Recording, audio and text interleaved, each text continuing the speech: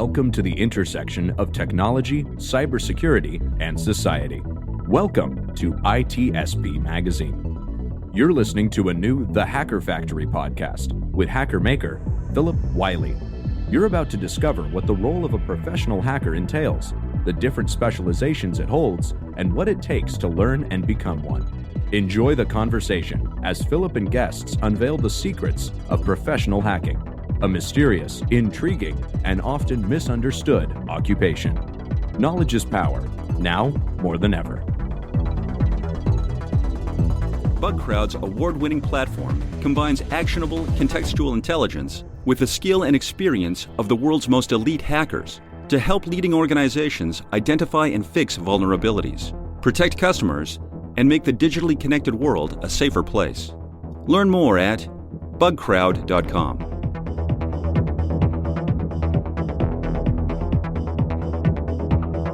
Hello and welcome to another episode of the Hacker Factory podcast. I'm your host, the hacker maker, Phillip Wylie.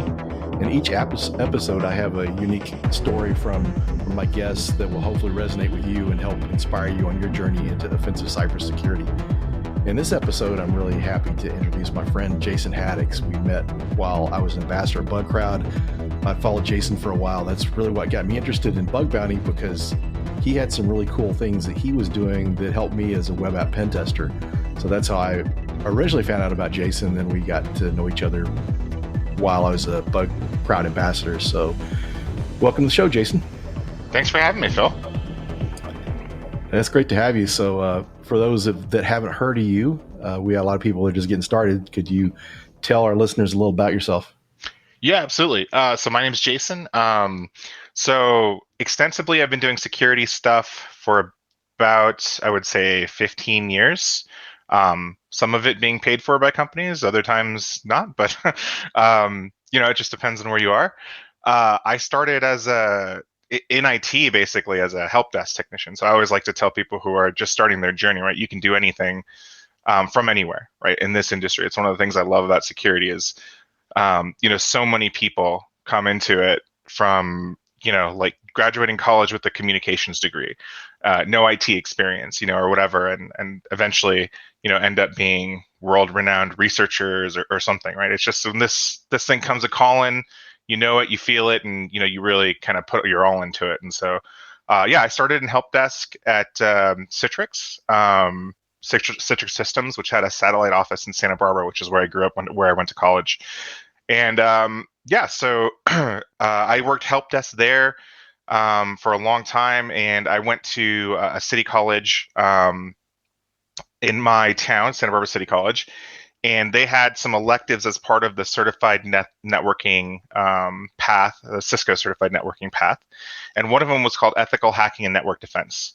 And I took this class because I thought it sounded cool, and I was, learning switching and routing at the time, like trying to be like a real IT person while I was in help desk, trying to further my stuff. And the class was not super great, but it did introduce me to the fact that you could do what's called penetration testing for a living. That was like a job that you could do. And so I got kind of obsessed, and I ended up, since I was on the night shift for help desk, I was working from like 7 p.m. to 8 a.m. or something like that. And I ended up spending all my free time when I wasn't on calls, just researching and doing everything I could to figure out, how do you do this pen testing thing? What's it about? And so I spent some time there working with the local IT. I brought them some web security bugs that I had identified, some cross-site scripting, which I didn't really know what I was doing, honestly, at the time. But, at the end of the day, it's just putting some characters into a field and seeing if something pops up, right? And so, I brought them some cross-site scripting bugs, and they were like, cool. And then, I had a relationship with the security group at Citrix, which was really cool. And then I left Citrix to be a junior pen tester. A year later at a small consultancy called Redspin, stayed there for a few years, moved on to be a senior web tester there, specializing in web. And then I went to HP, where I was a consultant for 2 years, and then moved on to be the director of the penetration testing group at HP, which was probably one of the biggest teams I've managed. it was the HP team that did all of the pen tests for all of HP's clients as as a consultancy. And then we eventually acquired Fortify, which did static source code analysis. So we ended up branching out into source code analysis and mobile assessment, and you name it, we did it. It was crazy. And I built a lot of my industry knowledge at that time at HP, working with some crazy smart people.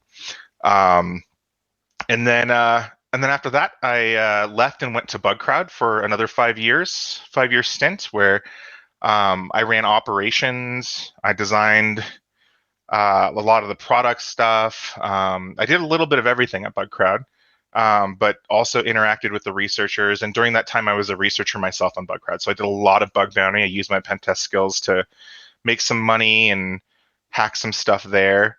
And now I am the head of security at Ubisoft, the video game company. So that's kind of where I've been over throughout my career. So before you went to work for BugCrowd, I know you had the web app pen testing skills and stuff. Were you doing bug bounty before you went to work for BugCrowd? Yeah. So before I went to work with BugCrowd, I was doing bug bounty for like maybe a year, I think, before I left HP. As like one of the inspirations for me when I was kind of coming up in the pen testing scene was Dan Kaminsky, right? He's such a smart dude, and not with us anymore, unfortunately. I mean, he was an acquaintance, not really like a super friend, but an acquaintance of mine. And he was the director of pen testing at IOActive for a long time. And so that's what kind of modeled me after being the role I wanted to be at HP. But it included a lot of stuff that wasn't just research. It was also like minutia of management, right? And so like, if 50% of your time is dedicated to the minutia of management, and then another 50% of your time is, developing methodology, training, and working with the team, I wasn't doing a ton of pen tests, right? Or hacking. And so BugCrowd, the bug bounty stuff, allowed me to continue to let me use my skills and do research in my free time. And so I did that for about a year. And I was number one on the leaderboard for a couple years when BugCrowd first came out. Now I'm like 40th overall in some categories or something like that, because I don't get to do it as often. But I'm still pretty up there. I hacked a lot of companies. It was a lot of fun back in the early days of bug bounty, and it was pretty cool. So do you feel like the bug bounty experience helped you as a web app pen tester? Oh yeah, for sure. So when I came up doing pen tests at Redspin and then through HP, usually it's a scoped engagement, right? You have one domain. You're not really looking at subdomains or anything like that. And then when bug bounty came out, it was more of a different deal. It was more holistic, where you could look at the whole scope of a company, right? You could look at subdomains, and you could look at virtual hosted apps and stuff like that on the same domain. And so so it gave you a lot more opportunity to stretch your recon skills. And so I was one of the first people to kind of share my recon methodology in the early days of bug bounty. And so I did several presentations on how I do recon to find esoteric subdomains and acquisitions of companies and finding bugs on those types of sites and stuff like that. So that was a good opportunity to do stuff a little bit differently. So yeah, as far as I know, you do some mentoring and teaching, and I know you've done some courses and stuff where you're helping people get started in the industry. If you would mind sharing some of that experience with us. Yeah, absolutely. So really my classes are not super big, honestly. It started out with some friends of mine who were veterans coming back home from deployment in Afghanistan many years ago, and that was my first class. And we were gaming buddies. We were buddies in high school, and they came back and they were really struggling to kind of find out where they fit, what career they were going to choose. And I told them if they were willing to dedicate the time to learn, I would teach them, and they could try to find some stuff in security or IT. If I could, help them at all, I would. And so I started working on the first iteration of this course which is just called AppSec Bootcamp, really generic name, and it's really focused on getting people into web testing. And so it starts off with some prerequisites, right? I think anybody this day and age who is who is willing to put in the effort can probably do some Code Academy courses, right? So there's some prerequisites of a couple Code Academy courses, which is mostly how to build and operate a website, right? Like the core languages, HTML, JavaScript, and then one other language. Usually people choose Python. And they do the introductory courses there on Code Academy before they even start training with me. And then also how to use a VPS, a little bit of the command line module on Code Academy, just so that they can set up their own VPS and box when we start doing some testing. And then once they finish the prereqs, we start. It's usually about a 6 to 7 month class.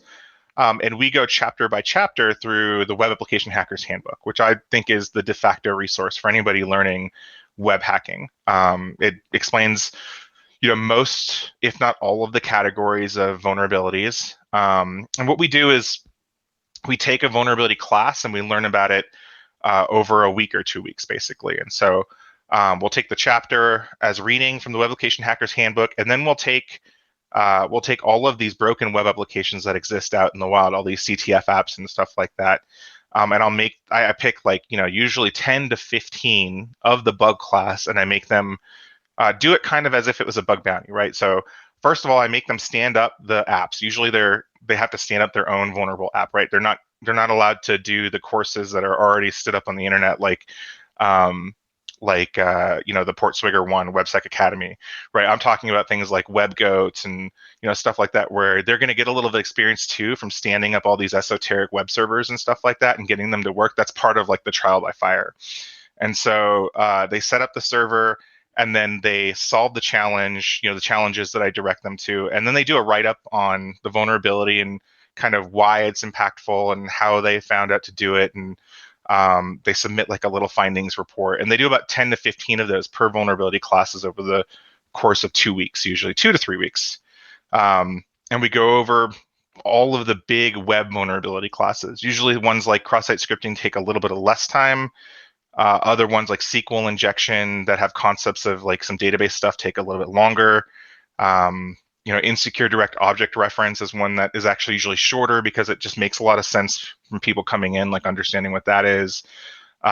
Server-side request forgery and template injection and all these other ones. Those ones take a little bit longer, and we just work through them. And then we meet for we were meeting in those classes for probably like, let's say, an hour a night, 3 nights a week, I think, in my first iterations of the classes.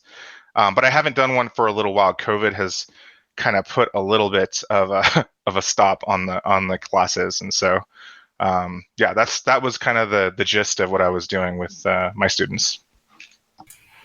Yeah, it's pretty interesting. I remember talking to you back then. You kind of recommended for people starting out to start out with web app opposed to other areas of pen testing. Yeah, I think everybody uses the web, right? So some of the core concepts are easy to understand for people. Also, I think it's where the most opportunity is to get started nowadays, right? You can be a network pen tester, right? But there's honestly these days, I feel like there's more opportunity jobs-wise in the web space and the mobile space, and because the days of service level vulnerabilities where you were gonna probably scan with a vulnerability scanner or a port scanner like Nmap and find an open port and then be able to exploit that directly, a lot of that's gone these days, right? Like there's not a lot of server side or service level exploits anymore. And so NetPen was something that I learned and I started with and I loved, and I've used Metasploit so much I can't even tell you. But the evolution of NetPen has become red teaming, right? And so red teaming is has a lot of stuff in it that are complex Windows internal fundamentals that people need to know, and I just feel like for new people learning web is just a little bit easier. Very interesting. It's going back to the network penetration testing. A lot of times the web app stuff is very helpful. Yeah. There's been a lot of pen tests I've been on I can recall several that were like had Apache Tomcat with either default or weak credentials, and Yep. you're able to upload a malicious war file. Yep. Even like on Apache JBoss. So it seems like a lot of times there's more opportunity there. And, a lot of these tools to manage IT functions and different security software use some kind of Java server. And so sometimes there's vulnerabilities there.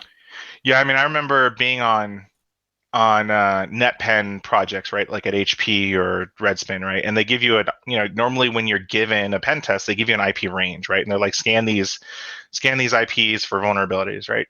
And even then it was starting to become like slim pickings. There weren't a lot of like, internet accessible exploits that you were looking for that you could find. And so when you would find a web server, you would just kind of extend your test into web testing, and a lot of times you would find control panels like that, right? Or back end stuff, or you'd find them running some type of authentication panel for some app on a high web port or something or on a high port that was, hosting web servers, something like that. So, it always used to be one of those things where your boss would get mad at you, right? You would doing the pen test and you're scanning the range and you don't find anything remotely exploitable, but then you found a web app and you start going to work on the web app and your boss would be like, they're not paying for a web app test. Like, stop. And you just, as a hacker, you just want to go, you like found it and you want to hit it and you want to show value. And I remember some of those conversations. Yeah.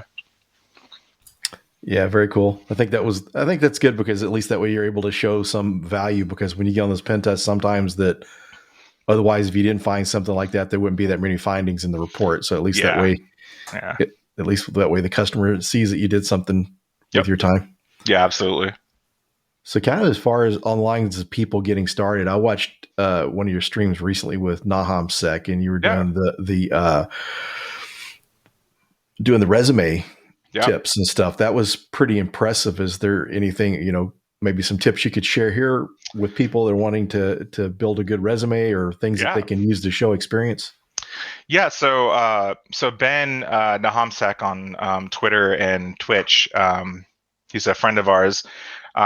He had me on to talk about, like building a resume and using your bug bounty experience on your resume to get a job, because as cool as it sounds to be a full-time bug hunter, it's hard. It's really, really hard to do it full-time, and very few people do it full-time without having a day job. A day job hacking is, there's a lot of security in that and stuff like that. So, so we talked about what we would look for on a resume and how to integrate your bug bounty experience and if it was valid at all. And the first answer to the question is, if you have some bug bounty experience, it's absolutely relevant to put it on your resume, right? Like the ultimate test of someone's, resolve in hacking is if you can actually probably hack like a live site, or at least like you've had some experience testing a live, real web app, instead of some of the purposefully broken ones you can do in a lab environment.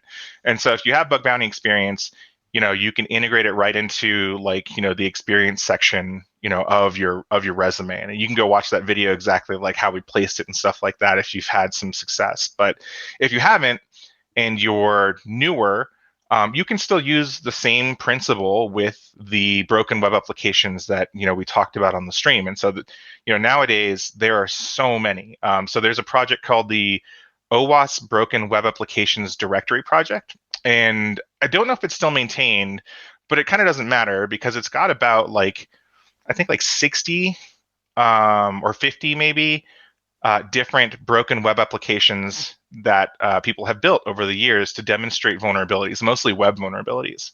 And you can basically stand these up. They're mostly hosted on GitHub. So you grab the code, host it on your server, and then go through all of the challenges. And one of the ones that I used to use a lot was BWAP, and one of the more ancient ones is WebGoat, but now there's Juice Shop and all these other ones. And so so you can integrate those right onto your resume as well, right? In the absence of having any work experience, I have students right now actually who are building their resumes right now, who are one of my guys who took my class a long time ago is switching jobs and he has to refresh his resume. And so he's done all the WebSec Academy classes that Portswigger made. He's also done Juice Shop and BWAP, and he's done some Hack the Box, and he's done Try Hack Me, and he's done some other stuff too. And it's just like a block in the skills section of the resume about like what things he's completed. So he uses all those names. He says, I've completed these sections of those, and also they represent a body of work of understanding the beginnings of these types of vulnerabilities. And then he lists the types of vulnerabilities he's he's done before. So cross-site scripting, SQL injection, all of the classics in web.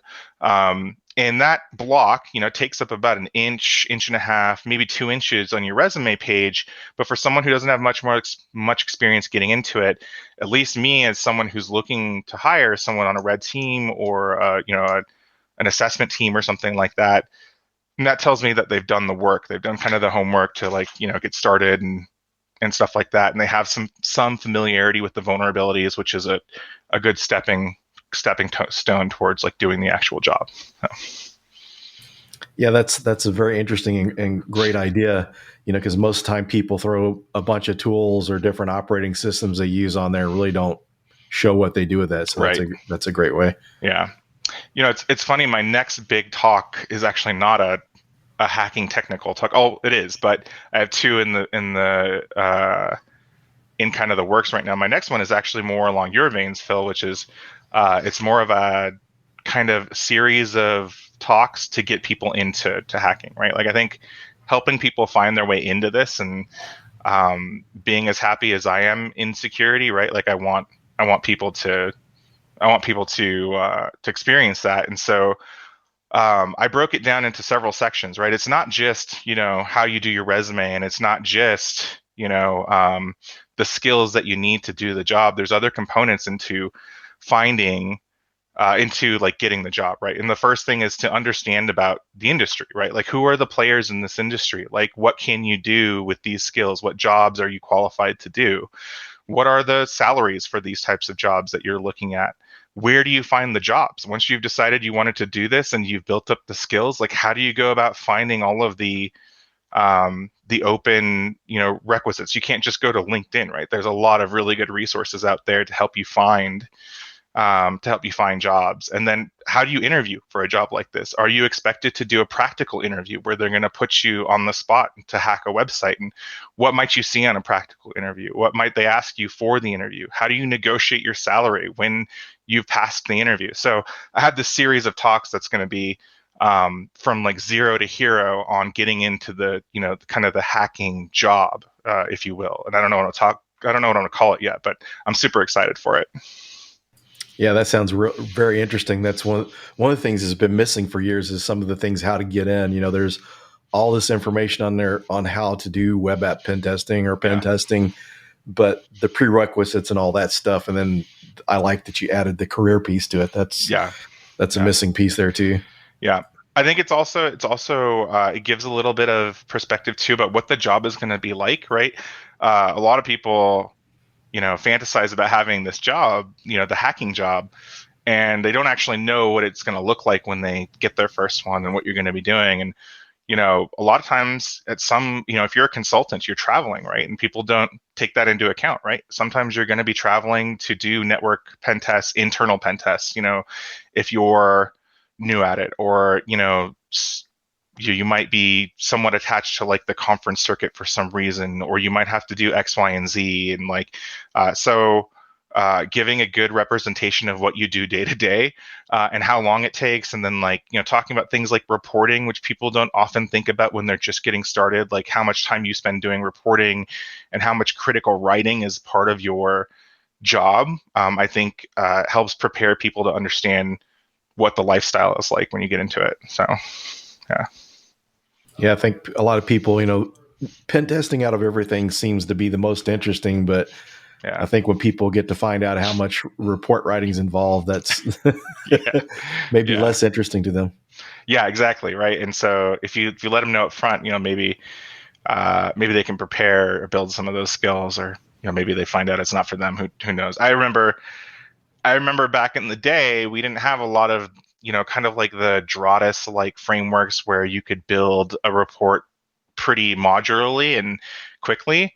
And so we just had templates. We had open office templates or Word templates, and copy and pasting, findings in, and reporting. If you have a week-long pen test, depending on where you are, you might only get actually 3 or 4 days of hacking and then 1 day spent on reporting.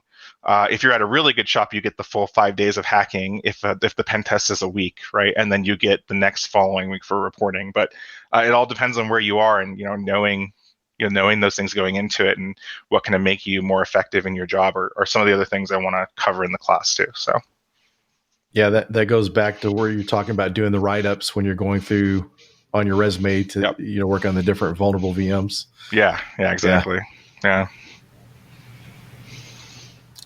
So very good. I look forward to that coming out and sharing those videos that you're coming out with. I think it's going to be very, very helpful. Hopefully it will be. Yeah. So what is some other advice that you would give to someone that was wanting to get started in the industry? There's so much available now. And it can be, you can get overwhelmed by the amount of like e-learning and YouTube videos and stuff that's out there. What actually is the complaint I get a lot from new people, at least I used to hear when I was associated to Bug Crowd and like all the new bug bounty hunters, right, is that there was almost too much, right? Like they were trying to tackle everything at one time, and that is not feasible. It's why I structure my class one vulnerability at a time, right? And then like we hit edge cases like later on or something like that, and it's pick a topic, right? Pick if you're doing web application penetration testing and that's something you want to do, start with one topic like cross-site scripting or SQL injection, and spend a good month or month and a half just learning that vulnerability, right, really well. I mean, you have the core fundamentals of why it exists. You have the ways to exploit it. You have several high what am I trying to say here?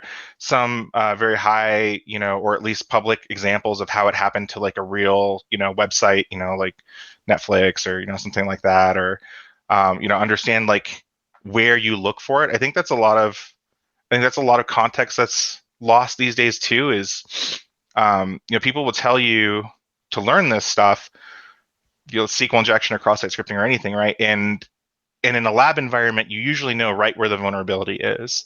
And so when you get to working, though, you have no idea. Like like an enterprise level web application can have something like hundreds to thousands of inputs, and you have no idea where the vulnerability is, right? And so learning about the places where the vulnerability is most likely to represent itself for each class of vulnerability is also something I really harp on my students to learn, to understand like, okay, these forms in the account section are all interacting with the database, right? Because they have to store your personal information, and when you make updates to it, they're going to the database eventually. So these are places where SQL injection is most likely to happen. They're also very common since it's going to display your own information back to you. The account section of this website is also probably the place where you want to look for cross-site scripting, and so understanding like how web apps work contextually and where to find the vulnerabilities, I think is a good teaching tool for new kids and new students to get into kind of the art, I think. So very cool. Yeah. So we're getting down towards the end of the show, and so is there anything that you would like to discuss, or any shout outs you'd like to give?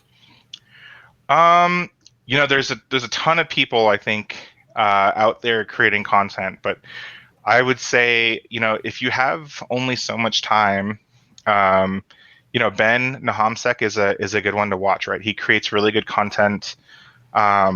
And has a lot of guests, just like you do, Phill, who talk about their hacking experience or who talk about bug bounties. And you can really learn a lot from listening to his past streams on YouTube.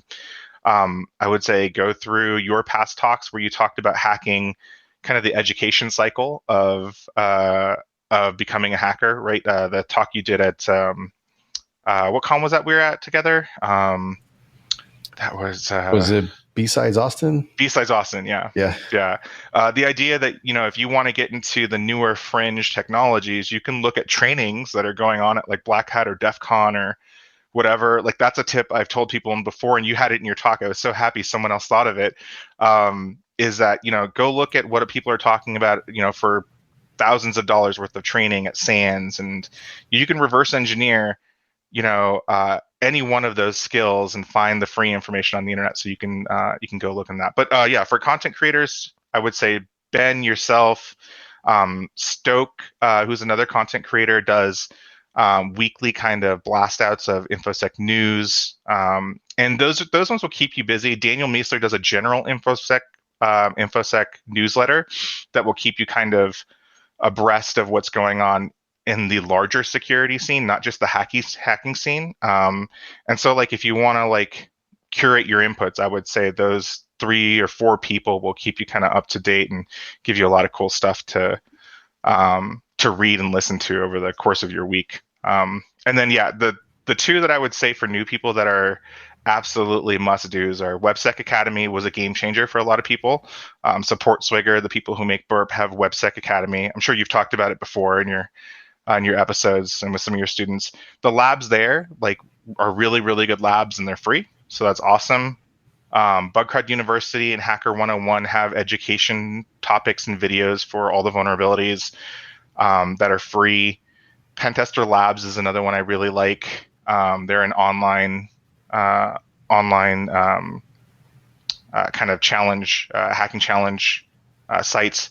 And then Hack the Box as well is really good. And so just keep banging your head away, and you get there eventually. So. Actually had Louis from Pentester Lab on here as a guest. Oh, nice. Yeah. That was good. I got to hang out with Louis, I think last year for the first time. It was super fun. We had many beers. It was great talking to him. And one of the things I do like is that he tries to help people. And a lot of times when he does his giveaways, he tries to find underrepresented people. Yeah. And, this is not only just race or gender, this type of thing, just globally. So I really like that he's doing that. So that's awesome. Yeah. Yeah. Louis is a cool dude. Also, too, as far as content goes, that you mentioned the Web Security Academy by Portswigger. Someone else that has some good content is Rana Khalil. Oh, really? Yeah, I first found out about her when she did some write-ups on the OSCP. Okay. She kind of did that for herself to be able to have notes. Nice. And then she went on and she does a series on YouTube using Portswigger Web Application Security Academy, and she does walkthrough on all the vulnerabilities. She'll go through, walk through it. She's got long videos and the shorter videos, and she'll even show you how to solve things using like Python. Nice. That's very cool. There was another guy too that I really liked. This one, not a lot of people talk about, but so one of the old broken web app projects that used to be out there was Matilde, and it had multiple challenges for people to do for all the different web stuff. And there was a guy named Jeremy Druin on YouTube who used to do the same thing. He has YouTube small snips of each challenge, solving each challenge using the common tools you would use to solve the challenge. So it's a good like 0 to kind of finished view of walking through some of those vulnerabilities in like Burp Suite and stuff like that. And so I watched a lot of those, and I also do recommend them in my class. I think they're somewhere in the syllabus for people. And then Sam Bone, have you talked to Sam yet? No, I haven't. I'm glad you mentioned that. You should get Sam on this show, actually. Sam is amazing. So Sam Bone is a acquaintance of mine. I would say friend. We've met several times, and I've been out to his class. But Sam runs the ethical hacking classes at San Francisco City College. He got a blank check to write his own curriculum. So he wrote the class very similar to what I did. He wrote a class on web application hacking, wireless hacking, network pen testing. So he created curriculum for hackers at the City College. For the web one, he used the Web Application Hackers Handbook, and all of his lectures and his homework assignments for his students that go through these classes are all public every year. He keeps them public on his website. I think it's samclass.info, and you can find some great people have stopped by there to talk. He records it, and it's actually like a structured university class on learning how to hack, which is absolutely 100% free, which is pretty cool. Yeah, I actually found out about him before I started teaching. He was kind of an inspiration on how things should be done. But what else is cool about Sam too, for our listeners that haven't heard of Sam, is Sam routinely teaches at Black Hat too. So he does, yeah. Not yeah, only, I mean, you know, he's on the con scene for all kinds of talks. Yeah, absolutely. Yeah, and that's some real street cred there when you can go to a hacker conference and you're teaching these courses, because sometimes in the universities and colleges it's a lot of theory and they don't really have the hands-on experience, but Sam's pretty awesome. Yeah, all of his stuff is super fresh too. He's integrating new techniques and stuff all the time, which is really cool. Yeah, I have to definitely reach out to Sam, so thanks for bringing Sam up. Yeah, no problem. So thanks for joining me. It's been great listening to your story and the knowledge and advice that you've shared. Yeah, absolutely. I'm glad that I came on, and hopefully I'll come on again. That'd be great. Yeah, that'd be awesome. So thanks everyone for joining, and we'll see you on the next episode. Thanks everyone. BugCrowd's award-winning platform combines actionable contextual intelligence with the skill and experience of the world's most elite hackers to help leading organizations identify and fix vulnerabilities, protect customers, and make the digitally connected world a safer place. Learn more at bugcrowd.com. We hope you enjoyed this episode of the Hacker Factory podcast with Phillip Wylie. If you learned something new and this podcast made you think, then share itspmagazine.com with your friends, family, and colleagues. If you represent a company and wish to associate your brand with our conversations, sponsor one or more of our podcast channels. We hope you will come back for more stories and follow us on our journey. You can always find us at the intersection of technology, cybersecurity, and society.